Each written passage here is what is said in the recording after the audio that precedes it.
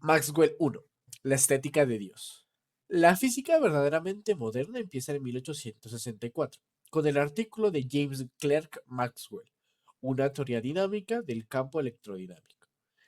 En ese artículo se pueden encontrar, por primera vez, unas ecuaciones que siguen apareciendo en la teoría central actual. Esas ecuaciones, las ecuaciones de Maxwell, cambiaron muchas cosas. Las ecuaciones de Maxwell cambiaron el espacio de mero receptáculo a medio material, una especie de océano cósmico. Nunca más un mero vacío, el espacio está lleno de fluidos que gobiernan el mundo. Las ecuaciones de Maxwell nos dieron un entendimiento completamente nuevo de lo que es la luz y predijeron la existencia de unas formas insospechadas de radiación, que son nuevos tipos de luz. Condujeron directamente a la radio e inspiraron varias otras tecnologías de gran importancia. Las ecuaciones de Maxwell también marcan un gran avance hacia la respuesta de nuestra pregunta, porque exponen bellas ideas encarnadas profundamente en el mundo. Su belleza se deriva de muchas fuentes, de la manera en que fueron descubiertas, de su forma y de su poder para inspirar otras buenas ideas. La belleza como herramienta. Porque la imaginación y el juego de Maxwell, guiados por el sentido de la belleza matemática, fueron herramientas supremas de descubrimiento, y él mostró que esas herramientas funcionan. La belleza como experiencia.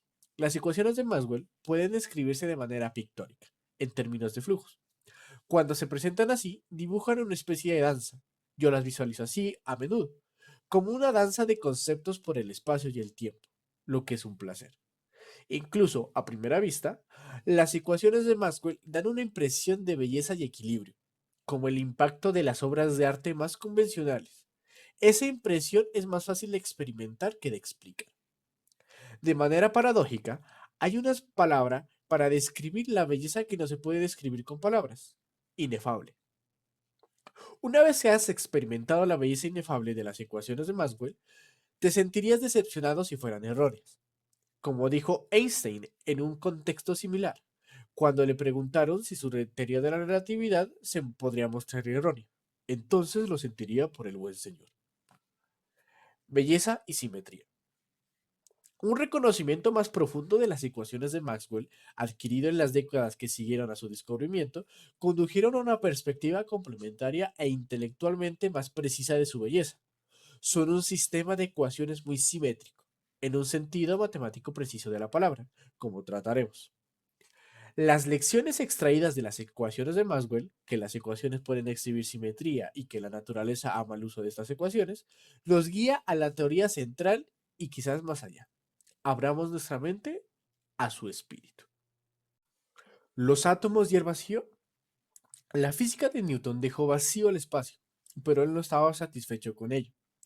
Su ley de la gravedad universal postula unas fuerzas atractivas que actúan de inmediato, sin demora en el tiempo, entre cuerpos que están separados en el espacio. Más aún, la magnitud de la fuerza depende de la separación de los dos cuerpos, decreciendo con el cuadrado de la distancia. Pero si el espacio, en ausencia de cuerpos, es simplemente nada, ¿cómo se transmite la fuerza? ¿Cómo salta el hueco? ¿Y por qué tendría que depender la magnitud de la fuerza de exactamente cuánta nada se interponga? Para Newton, su propia teoría suscitaba esas preguntas, pero no encontró ninguna respuesta. No porque no lo intentara.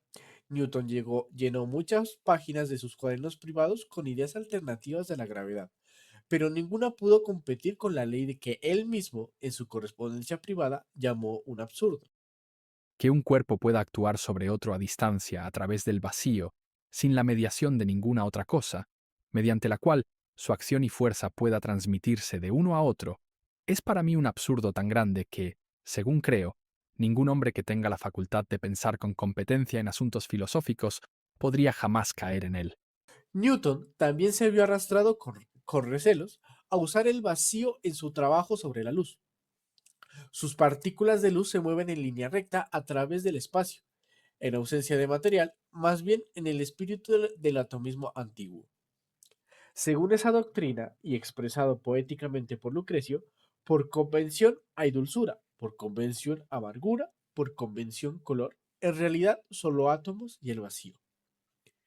Yo nací en el mismo final de los Principia hallamos la siguiente expresión de fe o de deseo que aparece propia de un libro diferente. Y ahora podríamos añadir algo que concierne a cierto espíritu de lo más sutil, que permea y se esconde en todos los cuerpos sólidos, por cuya fuerza y acción las partículas de los cuerpos se atraen unas a otras a corta distancia, y se cohesionan si son contiguas, y los cuerpos eléctricos operan a mayores distancias, ya sea repeliendo o atrayendo a los corpúsculos vecinos, y la luz se emite, se refleja, se refracta, se declina y calienta los cuerpos. Y toda sensación se excita, y los miembros de los cuerpos animales se mueven por orden de la voluntad, es decir, por las vibraciones de este espíritu, propagadas mutuamente a lo largo de los filamentos sólidos, de los nervios, desde los órganos sensoriales externos hasta el cerebro, y del cerebro a los músculos. Pero estas son cosas que no puede explicarse en pocas palabras, ni estamos equipados con los suficientes experimentos que se requieren para una determinación y una demostración precisa de las leyes por las que opera este espíritu eléctrico y elástico. En las décadas que siguieron, la física basada en el vacío acumuló un triunfo tras otro. Las observaciones más precisas del movimiento lunar, las mareas y las trayectorias de los cometas concordaban a la perfección con los cálculos más precisos basados en las leyes de Newton. Asombrosamente, tanto las fuerzas eléctricas entre los cuerpos cargados como las magnéticas entre los polos magnéticos se midieron y resultaron seguir el mismo patrón que la gravitación. Actúan a través del espacio vacío y decrecen con el cuadrado de la distancia.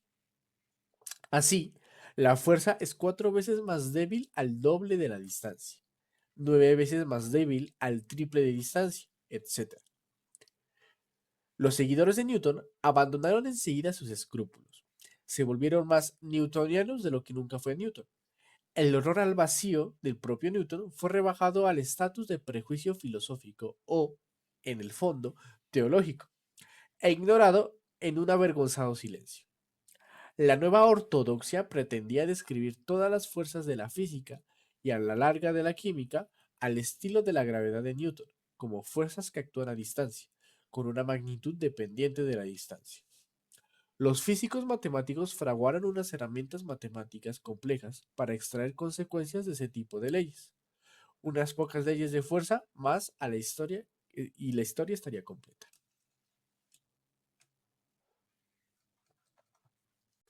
El vacío eludido. Michael Faraday nació en Inglaterra, el tercer hijo de una familia pobre de cristianos heterodoxos.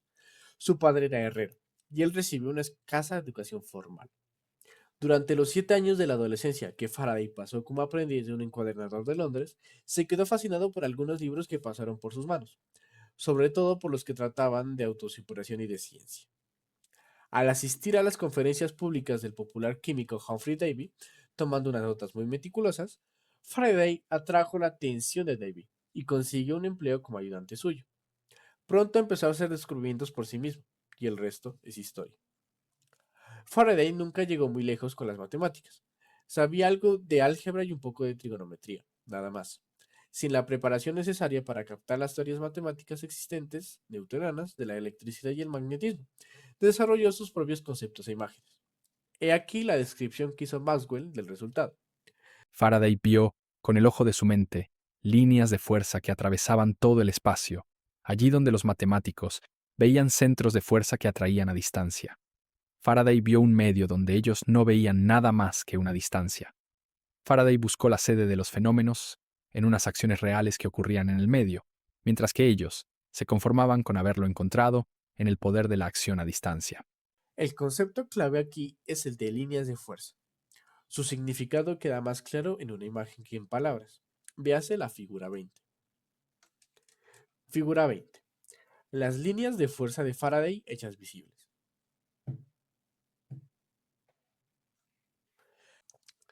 Las limaduras de hierro, moviéndose con libertad en una hoja fina de papel sujeta sobre un imán, dibujan un patrón asombroso. Las limaduras de hierro forman fila bajo la influencia del imán y se alinean en un sistema de líneas curvas que llenan el espacio. Esas son las líneas de fuerza magnética de Faraday. La teoría basada en el vacío de fuerzas a distancia no tiene problemas para explicar esta manifestación. Cada trocito de hierro siente las fuerzas que provienen de los dos polos del imán, actuando a través del espacio vacío. y se alinea como corresponde. Las líneas de fuerza son subproducto emergente casi accidental de unos principios subyacentes más profundos y simples. Pero la interpretación de Faraday era diferente y más visceral. Según Faraday, las limaduras meramente revelan el estado de un medio que llena el espacio. Un medio que está allí aunque no haya limaduras ni ya puestos un imán.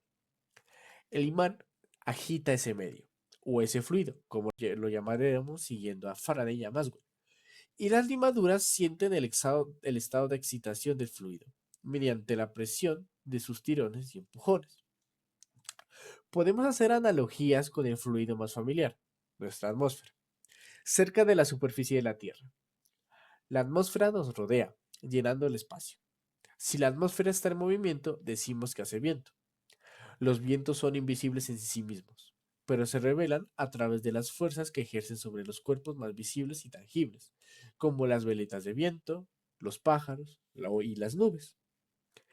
Si imaginamos que agitamos el aire con un ventilador y que usamos un sistema de veletas para registrar el patrón, los muchos lineamientos de las veletas definirían las líneas de fuerza atmosféricas muy al estilo de las limaduras de hierro de Faraday. En este caso, por supuesto, las veletas se alinearán con la dirección local del flujo del aire o viento. Insistiendo en esa analogía, podemos imaginar que suplementamos nuestras veletas con medidores de velocidad, anemómetros, para muestrear tanto la dirección como la velocidad del viento. Podemos hacer esto en cualquier punto del espacio y también a diferentes tiempos. De esta forma definimos un campo de velocidades que llena tanto el tiempo como el espacio. El campo de velocidades del viento codifica el estado de excitación de un fluido, en este caso el aire. Faraday propuso que una lógica similar se puede aplicar al magnetismo y también a la electricidad. Según Faraday, un cuerpo de prueba cargado eléctricamente actúa como una combinación de vellet y anemómetro combinado, muestreando el estado del fluido eléctrico.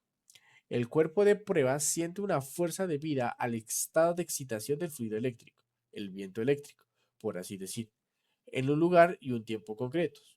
Si dividimos la fuerza que experimenta el cuerpo de prueba por la carga del cuerpo de prueba, obtenemos una cantidad que es independiente del tipo de cuerpo de prueba que usemos para medirla. Llamamos a ese cociente el valor del campo eléctrico. Ahora, para evitar confusiones posteriores, debo hacer una breve digresión para describir y después resolver una irritante ambigüedad que los físicos se han infligido a sí mismos, a sus estudiantes y al mundo exterior durante décadas. A saber, la práctica convencional de usar el término campo eléctrico para dos cosas por completo distintas. Una es el campo de valores de la fuerza partido por la carga. Como acabamos de exponer, esto es análogo a la velocidad del viento. Por desgracia, también es convencional usar el campo eléctrico para referirse al medio subyacente, es decir, el fluido eléctrico en sí mismo, por oposición a su estado de excitación. Es como usar la misma palabra para el viento y para el aire. En este libro utilizaré términos como fluido eléctrico y fluido magnético, y más tarde fluido de gluones, para los fluidos allí donde la distinción sea importante.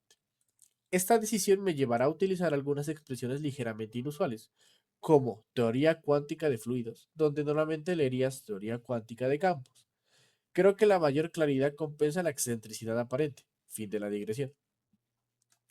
El enfoque que Faraday le condujo a una serie de descubrimientos extraordinarios, en uno de los cuales, el más extraordinario de todos, estamos a punto de abordar. Pese a ello, la mayoría de sus contemporáneos siguió sin convencerse de las ideas teóricas de Faraday.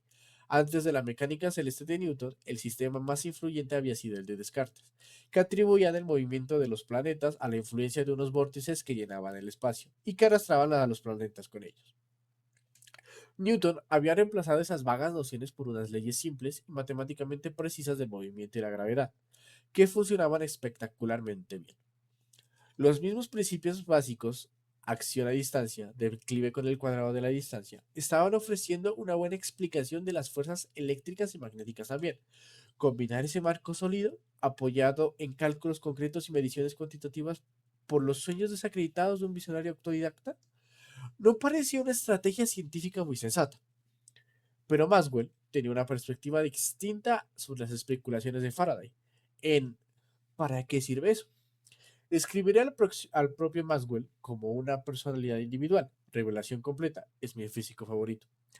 Por ahora me limitaré a decir que Maxwell encaró los problemas de la ciencia y de la vida en general con un espíritu juguetón. Creo que vio los nuevos fluidos de Faraday como unos juguetes maravillosos y que estaba encantado de ser paciente mientras jugaba con ellos. El camino hacia las ecuaciones de Maxwell. El primer artículo importante de Maxwell sobre electricidad y magnetismo, electromagnetismo, escrito en 1856, antecede a la teoría dinámica en casi 10 años. Se titulaba Sobre las líneas de fuerzas de Faraday. Dice: Mi propósito es ver cómo, mediante una aplicación estricta de las ideas y métodos de Faraday, la conexión de los muy diferentes tipos de fenómenos que ha descubierto puede ser expuesta con claridad ante la mente matemática. a lo largo de 75 páginas de trabajo sustancial, Maxwell desarrolló las imaginativas visiones de Faraday como conceptos geométricos precisos y después como ecuaciones matemáticas. Su segundo gran artículo apareció en 1861, titulado Sobre las líneas de fuerza físicas. Su trabajo previo y el de Faraday había empaquetado hechos observados de electromagnetismo en una forma nueva. Se interpretaban como leyes que gobernaban las excitaciones de un medio que llenaba el espacio, el fluido electromagnético, que consistía naturalmente en los fluidos eléctrico-magnéticos. Ahora Maxwell estaba listo para aventurar un modelo mecánico de los propios fluidos. Helo aquí, tal como lo dibujó, figura 21. Figura 21. El modelo mecánico de Maxwell del espacio relleno de un medio material cuyos movimientos causan los campos de fuerza electromagnéticos.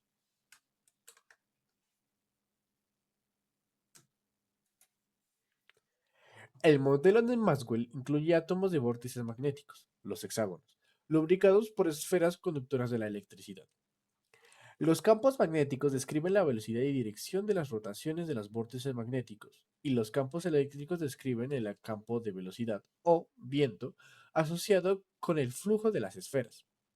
Aunque por completo ficticio, el modelo daba una representación fidedigna de las leyes conocidas de la electricidad y el magnetismo, e insinúa otras nuevas. Puede ser muy divertido y mentalmente desafiante jugar con el modelo de Maxwell, pero es un hobby difícil y no del gusto de todo el mundo, así que no voy a aportar aquí un manual. En cualquier caso, los detalles del modelo son más inteligentes que increíbles, como Maxwell apreció y admitió libremente. Pero la gran virtud de un modelo de trabajo o de su boceto es que te fuerza a ser concreto y coherente. Escribir ecuaciones o programas informáticos implica el mismo tipo de disciplina. Tienes que equilibrar la ambición y la precisión. En el modelo de Maxwell, cuando los átomos de vórtice magnético giran, se vuelven achantados, aplanados en los polos y ensanchados en el ecuador, como la Tierra rotando de Newton, y empujan a su alrededor las esferas conductoras. A la inversa, los flujos de esferas conductoras ejercen fuerza sobre los átomos de vórtice y les pueden hacer girar. La excitación de cualquiera de los dos fluidos puede conducir a la excitación del otro. Por tanto, el modelo predice que los campos magnéticos inducen campos eléctricos y viceversa, de manera concreta. De esta forma, además de los fenómenos conocidos del electromagnetismo, el modelo de Maxwell predijo algo nuevo. Faraday había descubierto de manera experimental que, cuando los campos magnéticos cambiaban con el tiempo, producen campos eléctricos. La ley de inducción de Faraday, como se la conoce, subyace al diseño de los motores y generadores eléctricos, y supuso un enorme estímulo para la tecnología. También constituyó una vindicación de la intuición de Faraday de que los campos en sí mismos son elementos de realidad física, porque esta es una ley que resulta casi imposible de formular sin referirse a ellos.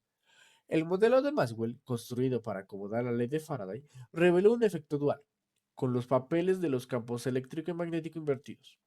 La ley de Maxwell, como yo la llamo, dice que los campos eléctricos que cambian con el tiempo producen campos magnéticos. La combinación de estos dos efectos conduce, como vio Maxwell, a nuevas posibilidades espectaculares. A partir de campos magnéticos variables en el tiempo, Faraday nos da campos eléctricos, que también varían en el tiempo.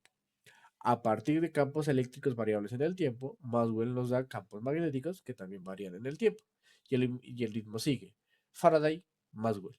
Faraday, Maxwell. De modo que una excitación de los campos eléctrico y magnético puede adquirir vida propia, con los campos bailando como una pareja, cada uno inspirando al otro. Maxwell pudo calcular con su modelo a qué velocidad se moverían esas excitaciones por el espacio. Halló que viajan a una velocidad que coincide con la velocidad de la luz medida experimentalmente. Y aquí es donde encontramos el más extenso uso de cursivas de toda la obra de Maxwell. La velocidad de las ondulaciones transversales en nuestro medio hipotético concuerda tan exactamente con la velocidad de la luz que apenas podemos eludir la inferencia de que la luz consiste en las ondulaciones transversales del mismo medio, que es la causa de los fenómenos eléctricos y magnéticos. Para Maxwell resultaba obvio que ese acuerdo de velocidades no era una coincidencia. Sus perturbaciones electromagnéticas son luz, y la luz es, en el fondo, nada más que una perturbación de los campos eléctrico y magnético. Cuando leo ese pasaje, me sorprendo a mí mismo imaginando lo que sintió Maxwell y después reviviendo algunos episodios de mi propia carrera cuando de pronto las cosas encajaban, y después recordando estas líneas de Keats. Entonces me sentí como un vigilante de los cielos, cuando un nuevo planeta se desliza hasta su conocimiento, o como el recio Cortés, cuando con vista de águila divisó el Pacífico, y todos sus hombres se miraron uno a otro en osada conjetura, en silencio, sobre una montaña en Darién. Es un pasaje que me gusta revisitar.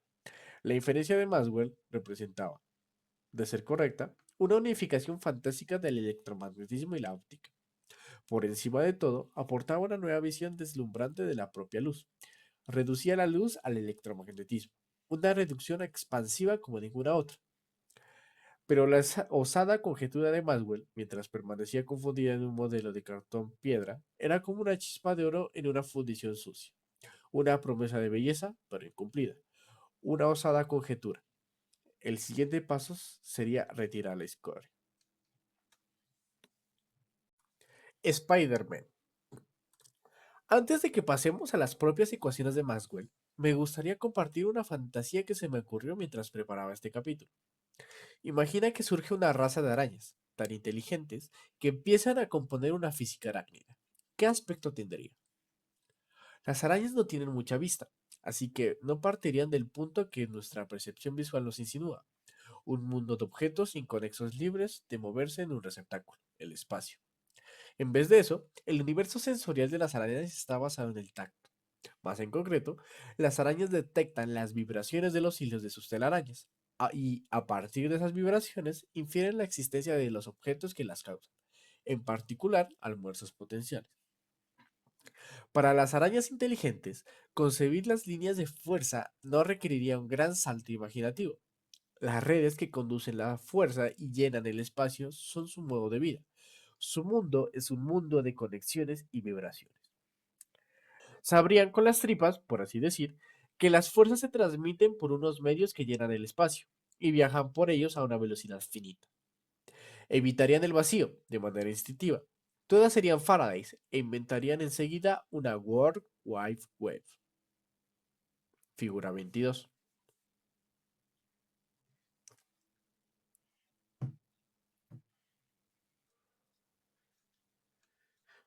Figura 22.